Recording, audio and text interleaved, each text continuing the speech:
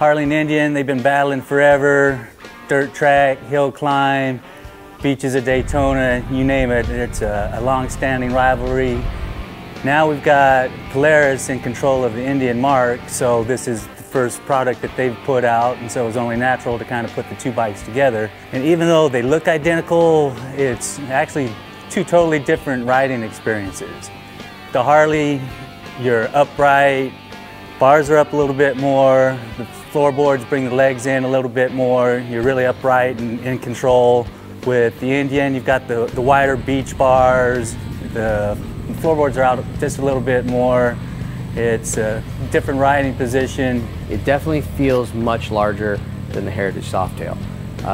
It's got a longer feel, it feels lower, the bars are wider, and that makes it just a little bit more slow handling in the corners. It's just a little bit more difficult to kind of maneuver in tight spaces than the Heritage Softail. On the road, man, it's rock solid. It's just down the highway cruising, it's so comfortable in terms of handling and stability. It's really impressive. Power-wise, it's got a lot more motor, it feels like, than the Heritage Softail. I don't know if it's that much faster or has that much more horsepower, but the feel of it is so much more. But with the Indian, you have just a lot more explosiveness down low. When you crack that throttle, that thing hits. The Harley, it's got the power, it's got plenty of torque, but it's a lot more even, and you don't have that same explosive hit down low like you do with the Indian. Also, once it gets up near the red line, the Indian will continue to give you power, while the Harley, it just abruptly signs off. There are some engine noises that I don't like about it. The valve noise on this thing is really loud. You hear a lot of tick, tick, tick, tick, tick. It does make a lot of noise, and it takes away from some of the niceness of that exhaust character that comes out of that thing. Suspension on the Indian is probably one of the least refined aspects of this bike.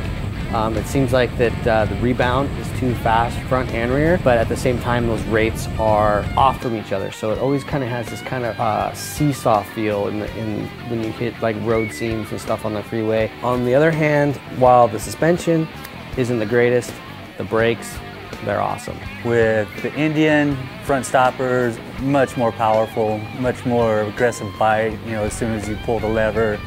The ABS doesn't pulse near as hard on the rear. In fact, it gives the rider a little bit more leeway as far as it doesn't seem like it kicks in quite as easily as the system on the Harley does. You know, the instrumentation, both have tank-mounted consoles. The one on the Indian is canted up a little bit more, a little bit easier to see. One other difference is with the Indian, you get cruise control standard, but it's not standard equipment on the Harley. The attention to detail on this thing is really impressive. From all the leather on it to all the bits and pieces, just everything fits together nicely. Everything's got some nice attention to detail. The Indian logos that are embossed or engraved and everything, it's really impressive. And to me right there, that shows how much they really cared about building this bike. It wasn't, we need to build this as cheaply as we can, as fast as we can to get it to market. They really took their time on it, and it shows. With the Indian, you've got definitely more power, livelier throttle, a lot stronger brakes, and it too handles really well in motion. It's just the bars are a little unwieldy at low-speed maneuvers because you only have so much range with the beach bars. But it's a choice, like they've been saying, you know, Harley's been the long-time standard, but Indian has put up a product that ranks right up there with them. So let's get it on. Harley versus Indian, part 2.